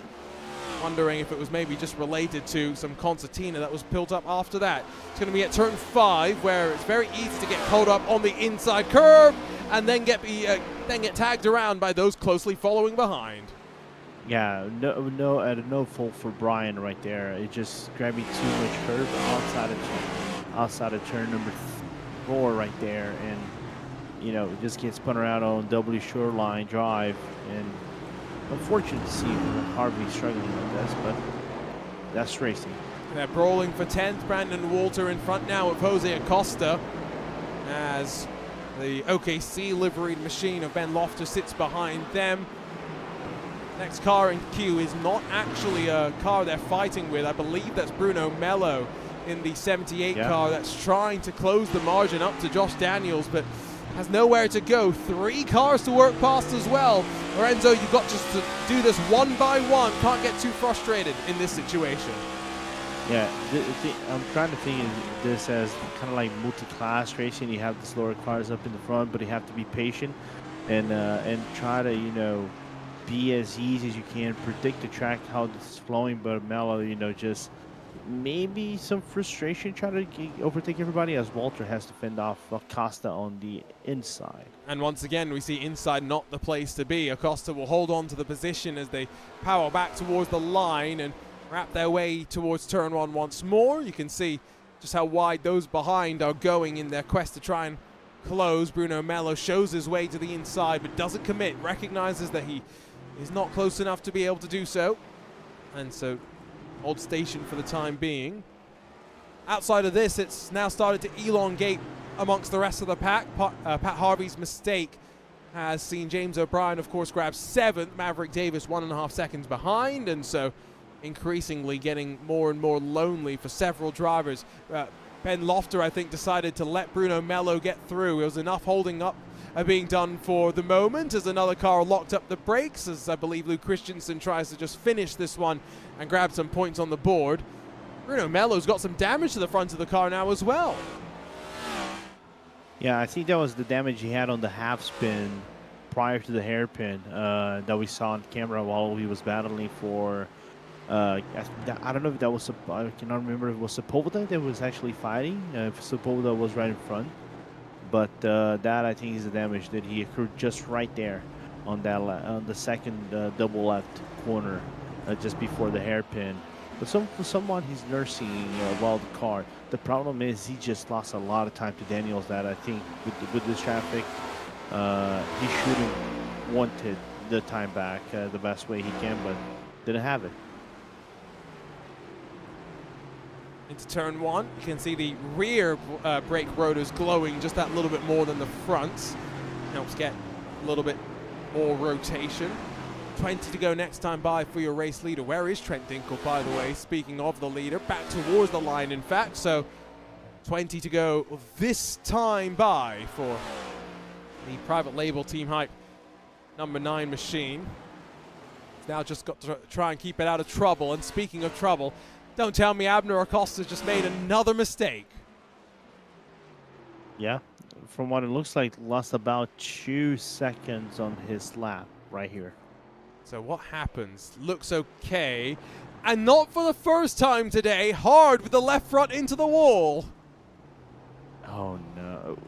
Normally we say lightning doesn't strike twice at the same place, but, well, that isn't the case. I mean, he was trying everything that he could to slow the car down, but it just wasn't. And so now increased damage to the ego potentially for Abner Acosta, but still should be able to hold on to second spot. As back to Bruno Mello, who's finally gotten past the final one of the driver that he was in the train with, at least now. Jose Acosta slightly up the road. Brandon Walter has been passed. He's 7.5 seconds back from Josh Daniels, so Lorenzo, he's got some work to do to try and get back into a fight for the third step of the podium. Yeah, I think that 7 seconds can be hard for you to trim down with 20 laps to go. We still have about 25 minutes of racing left. You just have to get it cleared through Acosta as fast as you can. But last lap was more than 2 seconds slower than Daniels. 122.15 for Daniels, 124.19 for Bruno Mello. So the time's just looking intriguing and trying to figure out whether I would have wanted to take tires or not, because some drivers making it look comfortable with no tires, some drivers making it look uncomfortable with tires. Look at Pat Harvey's mistake, even though he took 4 tires in the pit stop.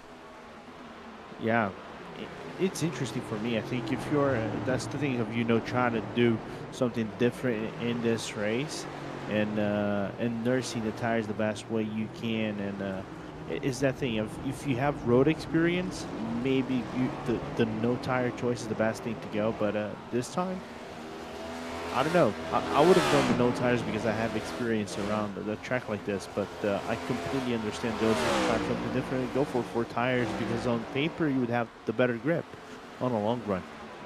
Another one has apparently bitten the dust, at least from what it would seem. Ben Lofter has departed from the streets of Long Beach. And, well, what would the Thunder be thinking about that? Thundering into the wall, unfortunately. And Christian nearly followed suit. I mean, look how much they're sliding through turn number, that's technically not turn 1, but the entry into turn 1, the long right-hander. And then, yeah, was locked up about as much as you could want without actually flat spotting the tires, and bam, into the wall, and bam, into pit lane, about as quick as you could get. Yeah. I wonder how much of brake bias this might actually have an effect to the locking of the brakes on these fast in, slow out corners like turn number 1. Oh, Bruno Mello wants to get past Jose Acosta, who's a lap down, let's not forget. And so 4th in the race, Bruno Mello wants to try and fight for a podium. Will finally slip on through, albeit now a little bit wide through the final corner. It's back underneath the bridge and towards the start line. 78 machine will go in the hunt for a podium spot. Curb being hopped there for Trent Dinkel as he works his way through in the private label Team Hype number 9 machine. I mean, there are race wins and then there are dominant race wins. I know Abner Acosta made, that small mistake at the start of the race that maybe deprived us of the battle, but we've got to then convert. Trent Dinkel's done exactly that today on Super Bowl Sunday. Lorenzo to be the main attraction here on the streets of Long Beach, and what has been a very, very, very impressive performance so far. Yeah, Dinkel is having a wondrous performance. I think he has the fastest lap, had the pole. And now performing like this is just, icing on the cake. And we know that he's probably going to be in front of Acosta now in the standings. I don't know how many points that might be, but it's going to still be close between both guys with little rounds left in the season. There's only 3 rounds after this. Gotta wonder as well what setup has, how that's played a part here today when it comes to maintaining the balance of the car. Yesterday we had the first ever round of the Porsche Esports Super Cup that was a fixed setups race and round of the championship, and one thing the drivers have talked about is that really deprived them of being able to manage the tires with building time preservation into the setups. And so even though Acosta and Dinkel run this as part of the same team, as far as I'm aware, actually run different setup programs, and so there could be slight different comfortability built into the cars themselves, with which they are enjoying. 16 to go for your race leader. I mean, I'm enjoying just watching right now and absorbing some of the lines being taken. So why don't we just jump on board for a couple of laps here and see how it goes for your race leader, Lorenzo? Might not be a bad perspective. No, it's not. We're going to look on how is he approaching the corners, how much lifting he's doing just to, throw the car in, get that rotation done, and be, slightly cautious with the braking as well to avoid the lockup of the car. So it's like a ballet or a ball dance with the car. Yeah, and sometimes, the drivers will give us the foot cam as well. What's happening, the dance on the pedal. I would really, at a track like this, love to be able to see that as well today, because, you head off into a corner like this, you're down through the gears, you're blipping sometimes the throttle if you're just trying to get the perfect rev match. Not necessarily needed, but one of the things that some specific drivers might still be doing. Down to first gear though, and then hand over hand through the final corner. Calm on power down. I mean, you could hear the initial hesitation and then the confidence set in, and the car just stomped on forward. A 1:21.223 that last time by for Trent Dinkel. Not his fastest lap of the race, a couple of tenths off, but pretty comfortable. That's what I've got to take from all of this. Down to second gear for turn 1 as he leans on the inside curb just a tad for rotation. And see that he's a little bit more hesitant to use the fountain to turn the car as well, compared to what we saw from Abner Acosta slightly earlier. So it's just a really good race being run right now. And I'm not trying to say that some other drivers haven't looked as comfortable behind the wheel of the car, but no one's necessarily been as quick, that is for sure. 15 to go, of course, as Dinkel continues to work his way through the cars that he's lapping. Next in line, Lorenzo, going to be Maverick Davis in 8th position. Number 8, like I said before, top 8 probably would have been lapped, and if potentially the car that probably would have been lapped would have been back then was Pat Harvey, but now is Maverick Davis. And Maverick, what a race that is going on for the number 15 ride. Went for the move on the fountain on lap 1, had the half spin thrown all the way back, and now inside the top 10. Looking at the perspective of things, I don't know if Maverick will be complaining on how his race is transpiring to be. Another issue for Luis Rodriguez, who is now 5 laps down after what started off very promisingly. But yeah, you look at some of these drivers and you just think, that's Long Beach. It's difficult, right? It's a long race. And we're going next week to, well, as different of a race as you could hope for. We're off to the Daytona International Speedway for some high bank, high-speed thrillers, foot to the floor, try and keep it out of trouble. Not saying there isn't technique and skill required there, Lorenzo, but it's very, very different to today. It's a different beast. Here you're tackling a road course that they're never seen before, that has some different nuances, especially if we're talking about they run at Chicago, they run at Coda in real life.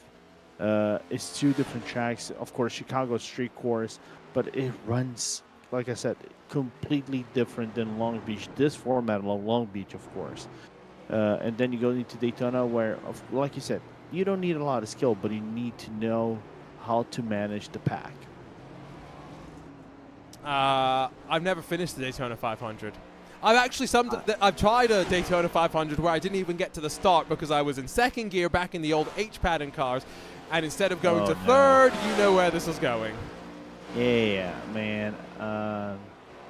I did try Daytona 500. I led the Daytona 500 until my first pit stop. Okay. After that, my race just went downhill. Did you mess it up on pit lane? Completely. Okay. Yeah, we've all done that too. And by the way, it was my first ever Daytona 500. I barely had any practice. The setup was really good. It was actually made by Conti back when Conti had the previous shop that he had, not the Team Conti one. And the setup was like made for the track. It was good to run on the pack, run clean air. It was just, you know, the guy that sits in between the chair and the wheel. Yeah, Daytona's going to be interesting, of course, as well, with just 2 more rounds of this season's championship to go after that. Still looking quite close at the top between Dinkel and Acosta. Going to be interesting to see how it continues to trend moving forward. Jason Brophy jumps into the chat at the first mention of pit stop trouble. It's almost as though you mentioned pit stop trouble. His name gets called somewhere. The bat signal, the pit stop signal goes up, and Jason Brophy comes to respond. 42 seconds still the margin between Dinkel and Acosta up front as your race leader back across the line to take what will now be 12 laps to run. He's directly behind Maverick Davis in the 15. James O'Brien, Chris Hudson, Vicente Sepulveda, all realistic targets still, you'd assume, to potentially be 1 lap down at the end of this race as they continue to work through. What's the next road course that's on the NASCAR schedule is what I'm wondering, because from Long Beach, I mean, there's not many similar tracks that NASCAR goes to in reality anyway. I will concede that, but I'm just trying to figure out. Coda. Is it Coda? It's Coda. Oh wow! What a Coda in March. What a similar track it is, right? It's the Long Beach Circuit of the Americas, the same thing, right? 100%. Well, one is a permanent course, the other one is a street course. They run just as the same. You know, a lot of circuit variation in terms of track height and everything. So they're very tight. So you've got Coda, Sonoma, and Chicago as regular season road courses. Watkins Glen and then the Charlotte Roval in the playoff rounds. That's all what lies ahead, just to be clear. So those are the road courses that the drivers will really be focused on. Circuit of the Americas comes up, end of March kind of time frame. So drivers have a couple of weeks of only ovals to enjoy and focus on, I guess. Yeah. And but I like the initiative from NASCAR. I think the fact that they had I don't know if we could say this might be a proximity due to IMSA. They have a very close relationship, I think, and the fact they are more technologically advanced cars. Xfinity is running in Portland this season as well, so this I think might be the second time they're running in Portland. And this might make more interesting. We might be able to see another road course or another 2 road courses, especially with the internalization. Now that NASCAR has gone international, we have drivers outside again of America. And Daniel Suarez, Shane Van Gisbergen, Brody Kostaki is going to run as well. So it's becoming interesting how it's shaping up to be in the future. Yeah, going to be an interesting run, of course, still at the end of this season before you get into some of those races. Daytona, over to Atlanta, then Las Vegas as well. So some different races coming up. 10 laps to go this time by for your race leader in the private label Team Hype entry. The blue and yellow machine back around towards the line. Jason Brophy's just informed me as well that Xfinity is going to Portland, but they're going a week after the Indy 500, which means the week of the iRacing Indy 500. So a couple of people that would probably be in that race will be focused instead on qualifying and trying to make the field for the return of the iRacing Indy 500. That will include not just Jason Brophy, but Matt Hollabaugh as well. Maverick Davis is now not just one lap down, but in danger of losing an additional spot because he spun out of the hairpin. Tires still screaming in agony. And Pat Harvey says, hello, thank you very much. Let me join the fun. Although he might have a slowdown now for cutting a bit too much of turn 5. I'm wondering, do you get a slowdown at that corner? I never had a slowdown to cutting that much. You haven't cut enough of the corner yet. Yeah.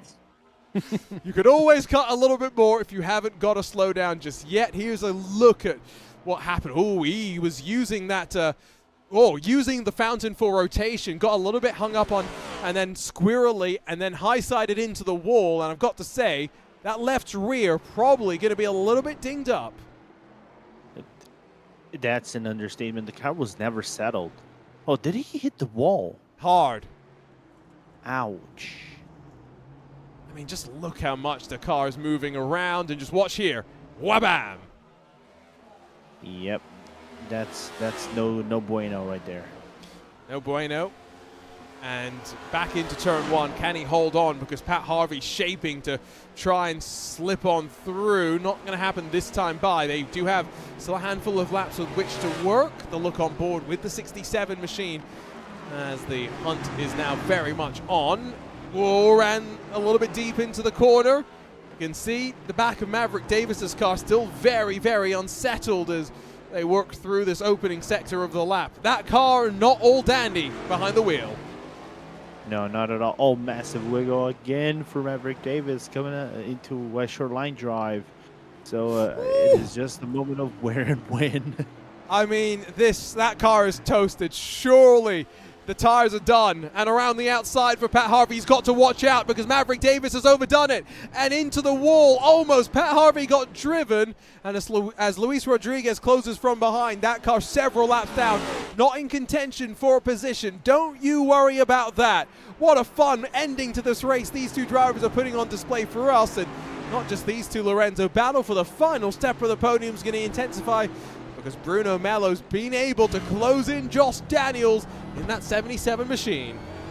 Yeah, I like that Mello just decided to stay calm, compose in the car. His experience coming from Mello, you know, just seeing him in Brazilian leagues and everything else, evolving, blossoming as a hybrid driver, you know, knows how to drive a road course, knows how to drive other cars, is getting better and better on ovals as well. In that patience he's building up, you know, had some frustrations earlier on in the race, but now finding a really good position for a top 3. Now these drivers will have an additional 60 seconds or so beyond when the leader crosses the line with which to finish their fight. So we'll keep an eye on them for sure on the run to the end. Don't worry about that. The hope is that they are going to be relatively close all the way to the end of the race as well. Short time in this race, short time in the Super Bowl, I would assume as well. I haven't been following, Lorenzo. I know the halftime show at this point is probably done. Is the game done as well? It's long. No, 4 minutes, fourth quarter, 5 minutes left and 46 seconds. So we'll be finished before the game's done. Yeah, and the game is tied right now. Oh, wow, look at that. I mean, when they say 5 minutes left in American football, they really mean about 25 minutes left by the time you know, get through all the stopping and starting. I won't rant about American sports and how the clock doesn't really make sense, but we grew up loving football, Lorenzo, the proper football, where you actually use your feet, right? Where you just leave the clock running the entire time. It makes so much more sense. It's a better football. Don't get me wrong. Whoa, look at American you, football. fighting words. Yeah, don't get me wrong. I love American football, but I'm Brazilian. I have to acknowledge, you know, the traditional football is the better football. Football is life, as some would say. We'll take a look at the replay because into turn one, Maverick Davis is saying, my tires aren't life right now. Give me some new ones. And half spins, half lights up the rear then as well. I mean, I've got to say, he's not got tires underneath him anymore. It definitely looks like he's driving just on the rims. I do feel the pain that Maverick Davis is feeling right now. It's kind of like me driving when I drove actually Coda once. I was doing my best nursing the tires, but once that is all gone, there's no way you're going to catch that back. It's going to be slidey no matter what you do. There's Bruno Mello still hunting down Josh Daniels as they ride around. 6 to go, will be 5 for them at the line. Your race leader is already...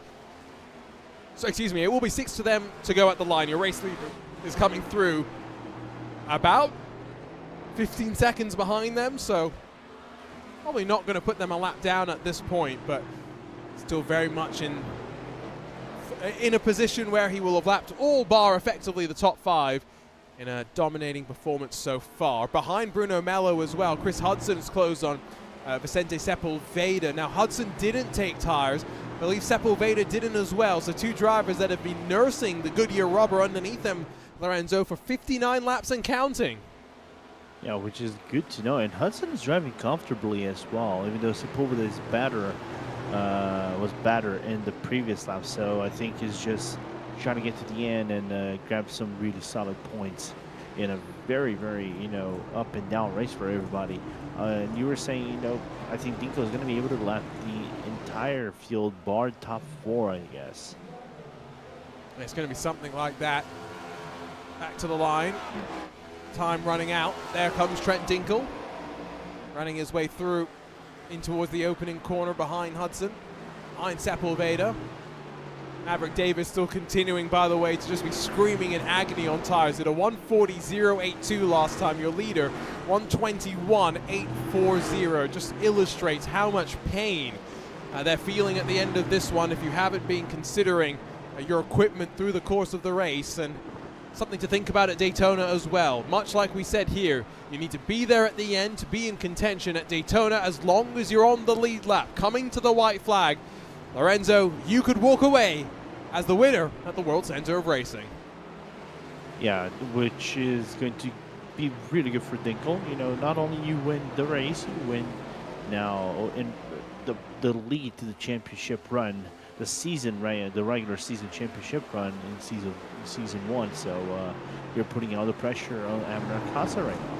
Yep, it's a long season as well, of course, all the way through the year following the NASCAR Cup agenda. As back over to Hudson and Sepulveda, they just continue to get closer and closer. They won't get, by the way, the 5 full laps to battle like they maybe were thinking. Instead, because Trent Dinkel's behind them and probably is going to put a lap on them, they may only get the 4 laps with which to fight. So just keep that in mind. If you are Chris Hudson, you know that Trent Dinkel's in a place where he could rob you of an additional lap with which to fight for the race win. Sepulveda deep under the brakes, but keeps out of the wall. That was a nice tidy entry into the lap once again.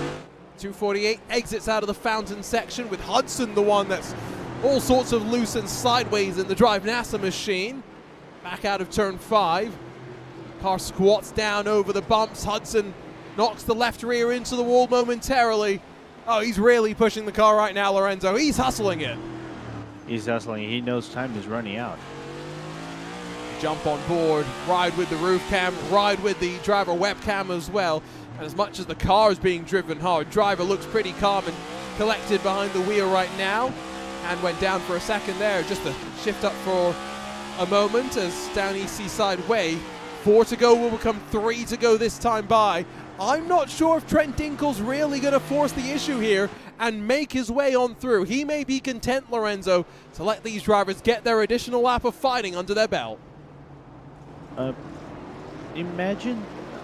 No. Knock on wood. Knock on wood. I hope this fight is actually going to be real clean about them. But yeah, I think Dinkel's done enough. He's basically lapped the entirety of the field just because you have 3 more to go. Those that need to risk doing more overlaps.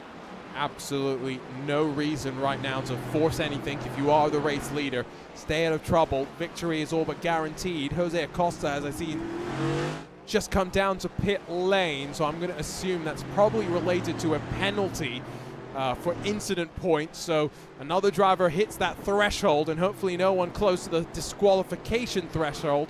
Although I think only Luis Rodriguez we've seen have a drive-through penalty and is still out there and running, so probably not many in that consideration. Dinkel is well and truly backed off now, by the way. He's given the breathing room to Sepulveda and to Hudson, who will continue to fight. They'll get 3 full laps to go at the line, Lorenzo. Chris Hudson's running out of laps, though. Dinkel has heard us. Good Dinkel. Thank you. Thank you very much. Let them fight. See Sepulveda just running slightly more aggressive on corner entry than maybe you'd think wise at this stage of the race with the tires where they are. Fuel burning off, cars will be pretty light, balance is shifted around. Left front, the one that locked up there for Sepulveda for a moment, as through the right of the hairpin they go once more. 2 to go for your leader, 3 to go for the drivers still battling for 5th and 6th positions. I mean, this is great, Lorenzo. We get a fight and we get to watch the leader come to the line. Yeah, that's best bang for your buck, right? What else that you can ask for, especially with a really good race like that? Like we have battle for 3rd position, you have battle for top 5. So yeah, this race has given us plenty. Still may have a little bit to give us in these closing stages. 2 to go, of course, just for your leader, not 4. These 2 that we're watching now, Hudson very close to the wall, but that looked pretty comfortable in terms of getting onto the power, shifting through the corner and getting into the braking zone of the next one.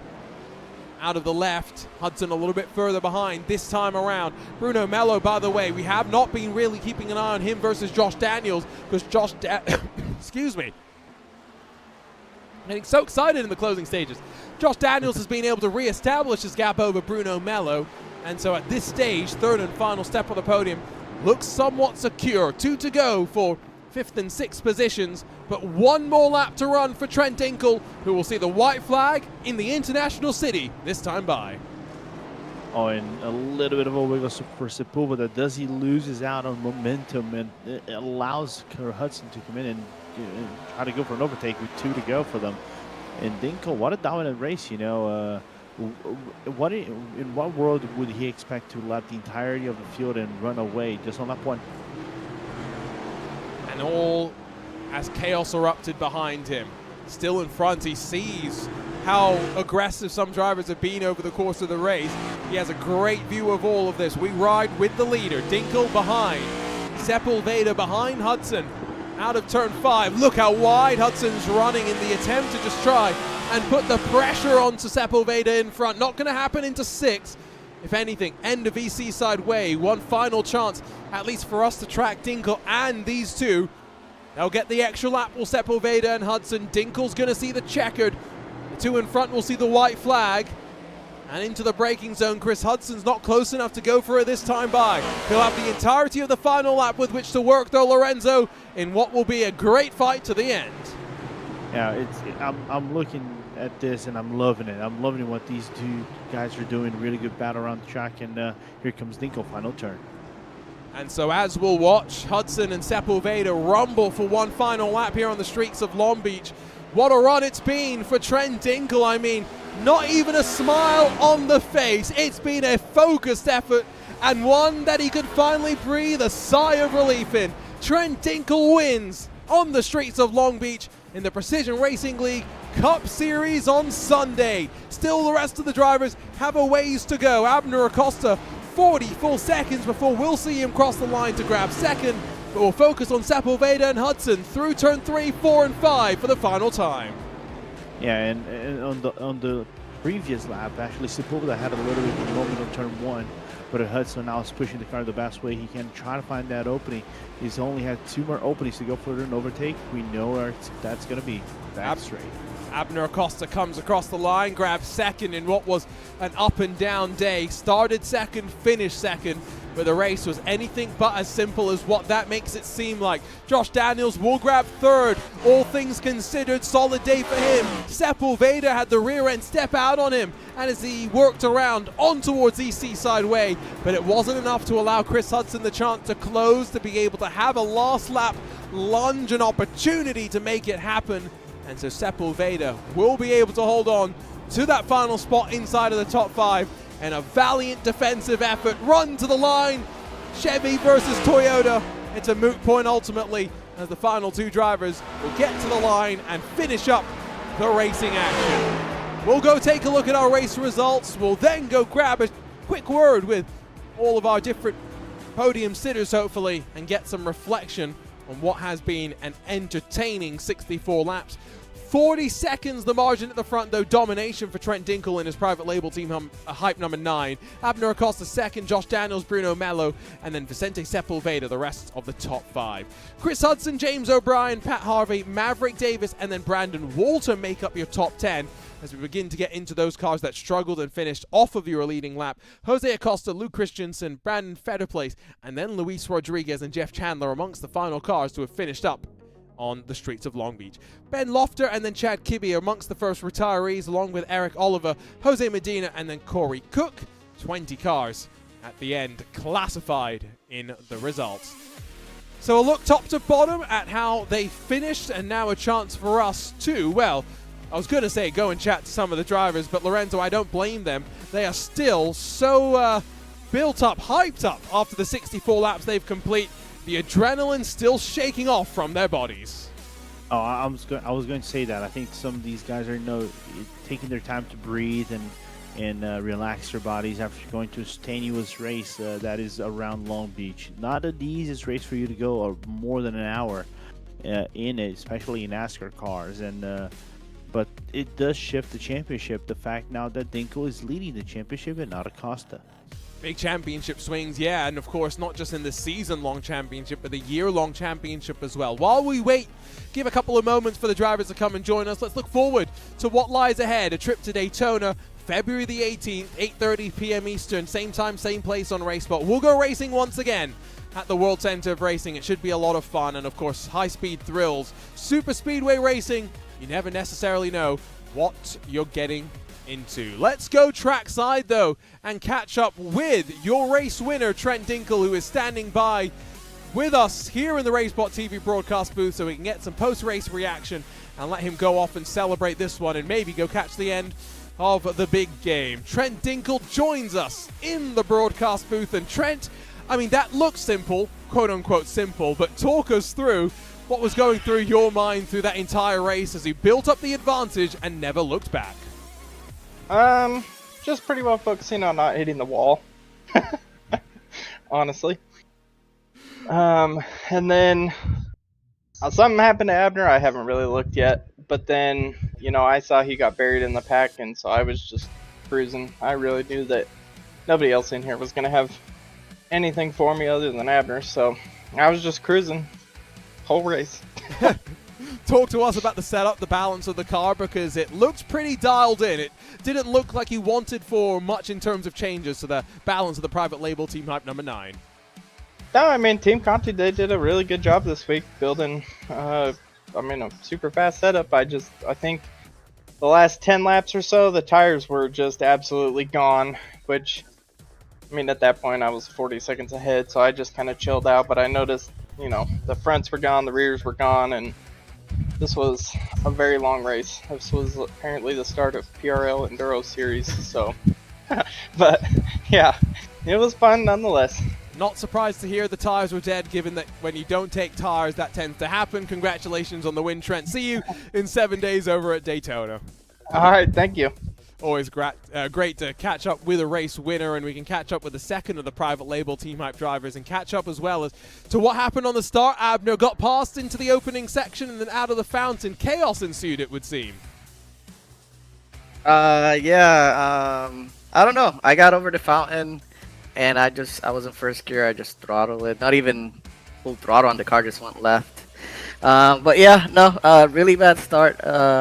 What's his name? Got in front of me, Maverick Davis, and kind of just everything went bad from there. I was able to recover, but yeah, it's impossible to pass here, pretty much. Yeah, you had to try. You definitely did. Hit the wall a couple of times. Did you have some fun, at least, in trying to fight your way back through the field?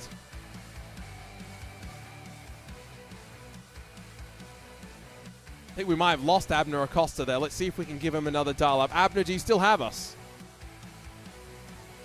Magic of technology. Sometimes it works, sometimes it doesn't. Abner Acosta finishes second. Great recovery drive for him. We'll jump down, though, to the final step of the podium. Josh Daniels just fending off the late race advances of Bruno Mello. Josh, how stressed are you right now? How much are you shaking? Man, I'm soaking wet, man. That was a lot of stress right there, Bruno, catching me like that. I mean, you had a clean car, though. I mean, talk to us about the previous 60 or so laps to get you to that stage and, you know, being able to put yourself in a really good spot. You know, I got real lucky and was able to pick the right path on the first lap there. That had a lot of chaos going on. I was able to make it through that, so it was pretty much, you know, my podium to give away at that point. So I had to put my head down and just try not to make any mistakes and do the best I could. Of course, after this, the schedule syncs back up with the NASCAR Cup Series, so we're off to Daytona next week. How much are you looking forward to super speedway style racing once again? Oh, that's going to be fun. That's going to be fun. We got the Daytona 500 coming up, and I guess I'll be doing all those, or I'll try to. Well, best of luck for what will be a busy run at the World Center of Racing, and congratulations, Josh, on a very, very good podium here on the streets of Long Beach. Okay, thank you. Great to be able to catch up with the drivers, and now we'll go and let them enjoy the closing stages of the Super Bowl itself. Lorenzo, of course, the PRL doubleheader of NASCAR Cup Series action alongside the Super Bowl continues for another year, and I've got to say, even though we had the slightly smaller field, didn't mean that we weren't in for a great race here tonight. It was a great race. I loved it. From start to finish, we had our fair share of dramas, but a lot of action around the track and some strategies here and there. I loved it. I loved it 100%. I just wish they ran this track in real life. Something that maybe they will look to do in the future, but hopefully we get to do a bit more moving forward in the ranks of the Precision Racing League. And don't forget, even though today's just day one of a new week of PRL action, the rest of the week leads plenty of promise, and sign-ups for Precision Racing League 2024 Season 2 are just around the horizon. So don't forget to join in on all the fun by heading to precisionracingleague.com. For now, though, it's time to say goodbye. Lorenzo Bonder alongside myself, Arjuna Kankipati. Thank you so much for joining us here on the streets of Long Beach for a bumpy, rough, but fun affair. It's Trent Dinkle that comes out on top and beats all other challengers in the PRL Cup Series. Sunday nights, once again, see the private label Team Hype reign supreme in a dominant fashion.